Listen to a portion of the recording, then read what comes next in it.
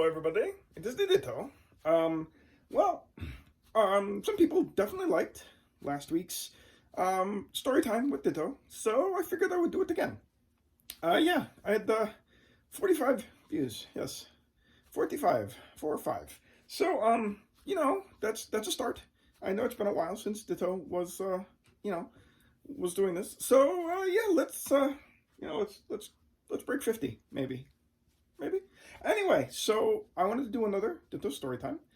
This is another great story that Momma Monster used to tell me. So let's give it a try. This is Hansel and Gretel, the Momma Monster version. So here we go.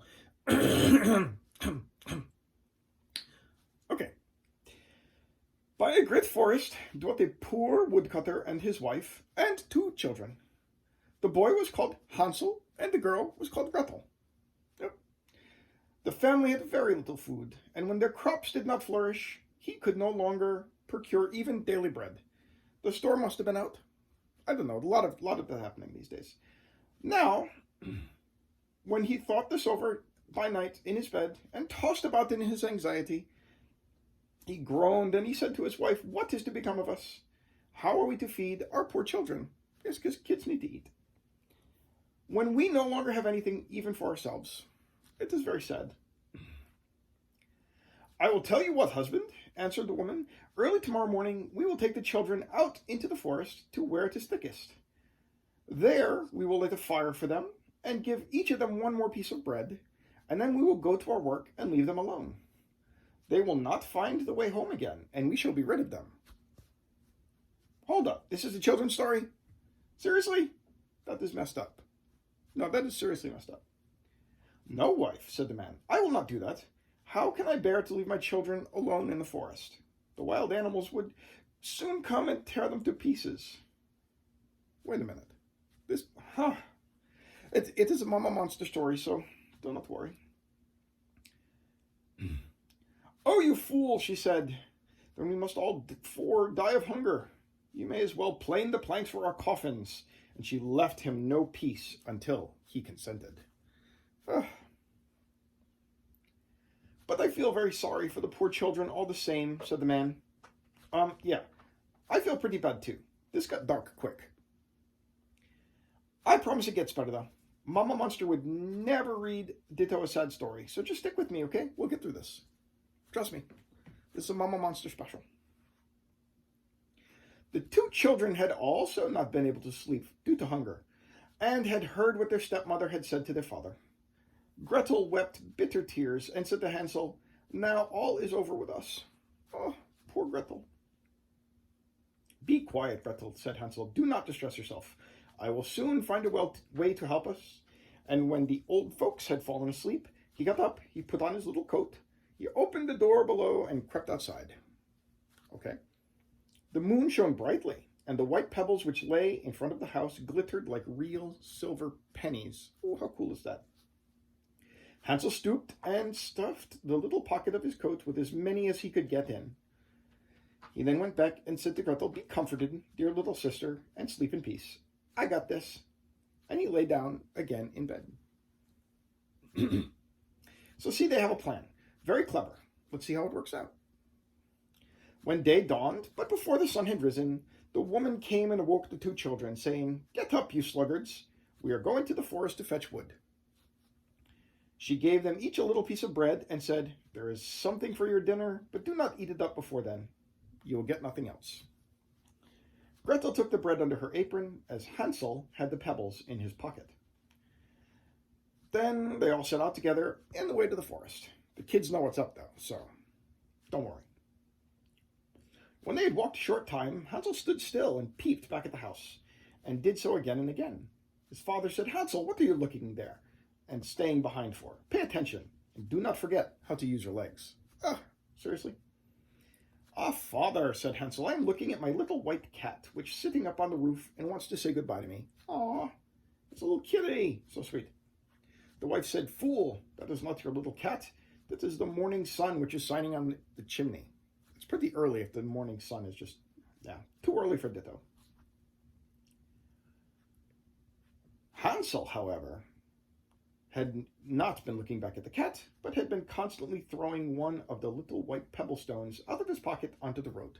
Very clever. So now we'll have a trail.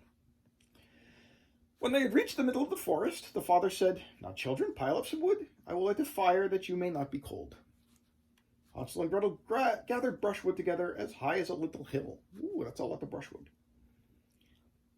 Brushwood was lighted, and the flames were burning very bright, and the woman said, "Now, children, lay yourselves down by the fire and rest. We will go into the forest and cut some wood. When we have done, we will come back and fetch you anyway." I don't think that's going to happen, though. The kids know what's up. Hansel and Gretel sat by the fire, and when noon came, each ate a little piece of bread, and as they heard strokes of the wood axe, they believed that their father was near. It was not the axe, however, but the branch which he had fastened to a withered tree, which the wind was blowing backwards and forwards. And as they had been sitting such a long time, their eyes closed with fatigue, and they fell fast asleep. Seriously, though, this guy MacGyver's a tree branch to, like a tree branch contraption to make his kids think he's chopping wood nearby so that he can escape. That is so wrong. That is messed up. Seriously. When at last they woke, it was already dark night. Gretel began to cry and said, "How are we ever going to get out of the forest now?"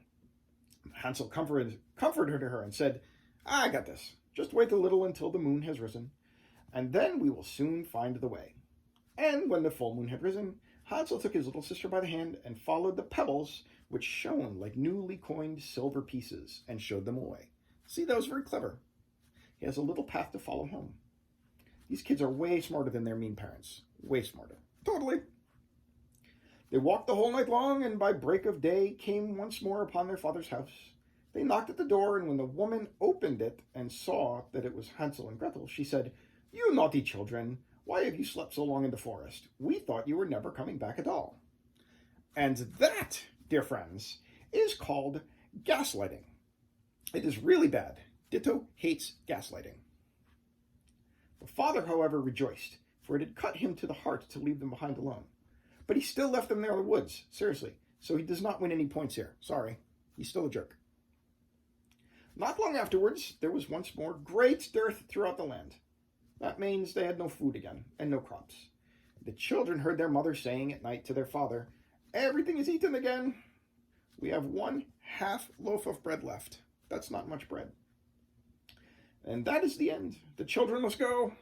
We will take them further into the wood, so that they will not find their way out again. There is no other means of saving ourselves.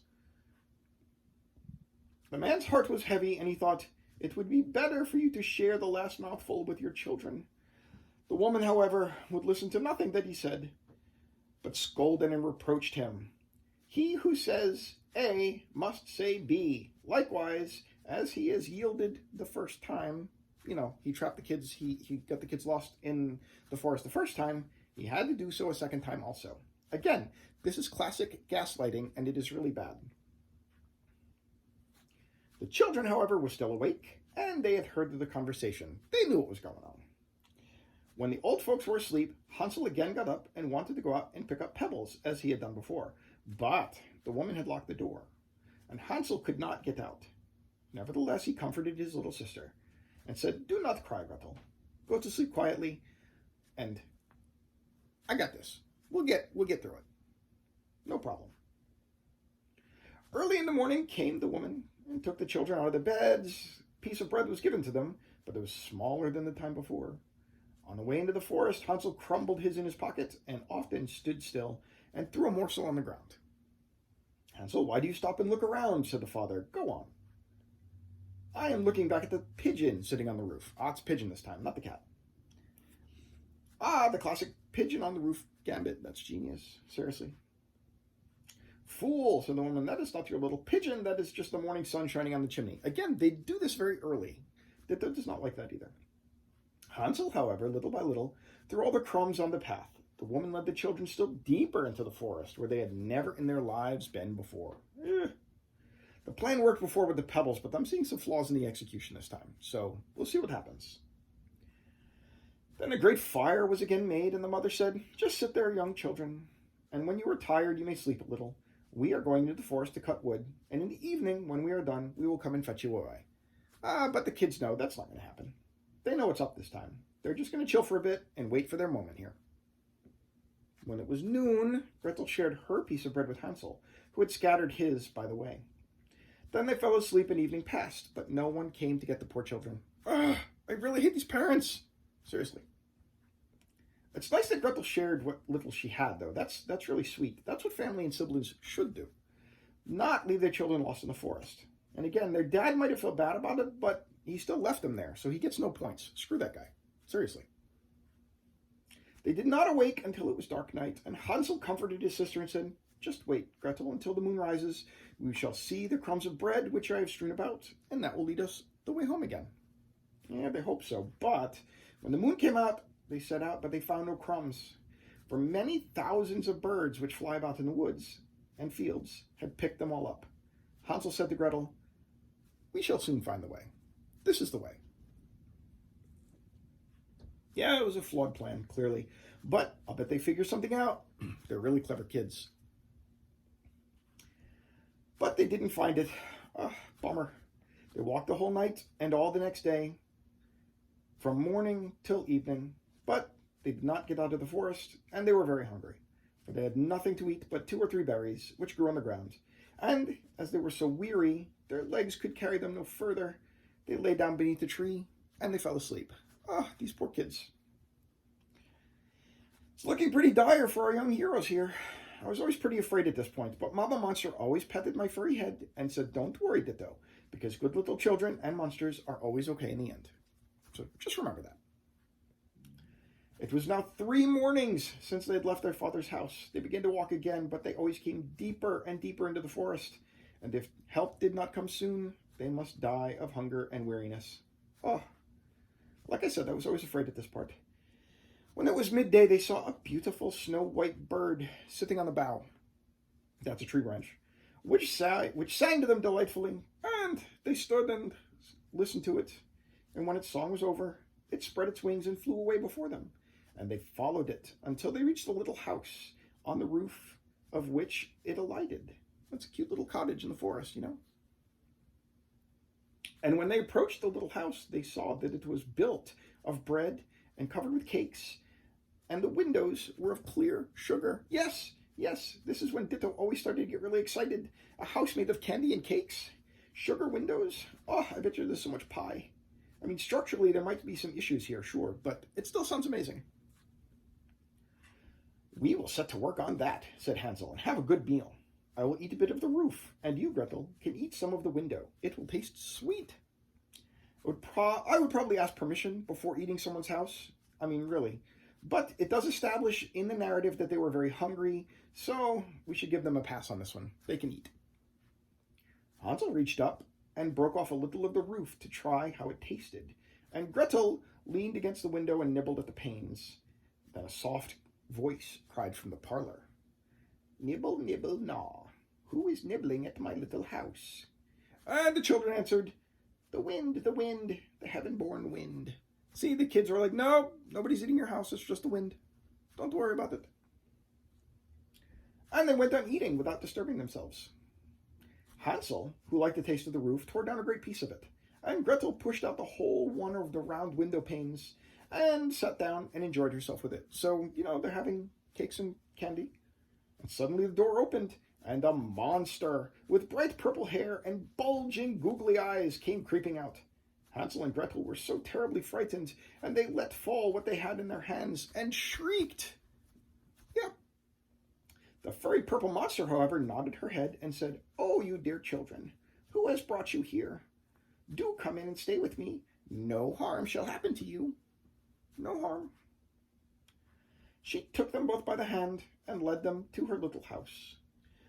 Then good food was set before them, milk and pancakes and pies and sugar and apples and nuts. Afterwards, 2 pretty little beds were covered with clean white linen, and Hansel and Gretel lay down in them. They thought they were in heaven. It sounds heavenly to me too. This is always my favorite part. I loved when Momma Monster used to tell me this. The next morning, Hansel and Gretel awoke to see the tall purple monster sweeping the kitchen. They slowly crept forward because, again, they were afraid of the fearsome furry creature holding their hands tightly together. The monster turned and smiled widely at them with a mouth full of gleaming white teeth. Will you eat us? Said Gretel in a small frightened voice. Fatten us up and cook us in your mighty oven? Asked Hansel, eyeing the large and sinister kitchen. Kitchens could never be sinister. Oh, dear children, the monster said with a gruff but sweet voice. Of course not. Monsters do not eat little children. There are many harmful stereotypes, I'm afraid. Yeah. Sorry about that. But no, I would never harm you or any child. Let me fetch you a filling breakfast, and you can tell me your tale of woe, how you came to be here in my cottage. The monster put out a wonderful spread of pastries and sweets. Hansel realized that carbs were going to be a problem here, but that was a longer-term issue. And they told the monster about their parents' plan to get rid of them. The monster was shocked. Shocked, I say. That is awful. How could a parent do that to their own children? I am shook, I tell you. Well, don't worry, you two. You can stay with me if you wish. Would you like that? Hansel and Gretel looked at each other, then back to the large purple monster with the gleaming white teeth. She didn't seem really so scary. So they nodded, and they agreed to stay. Yeah, see? They helped the monster run the house, and Hansel became quite good in the kitchen himself, because the monster did not believe in stereotypical gender roles. No. One day, the monster returned from a short trip into the forest with news. Hansel and Gretel, the monster said, I have just learned that your parents were arrested and charged with child endangerment. Yep, someone must have tipped them off to the authorities. No idea how that happened, she said with a wink. But I also came across this little white cat wandering in the forest. She seems to know you.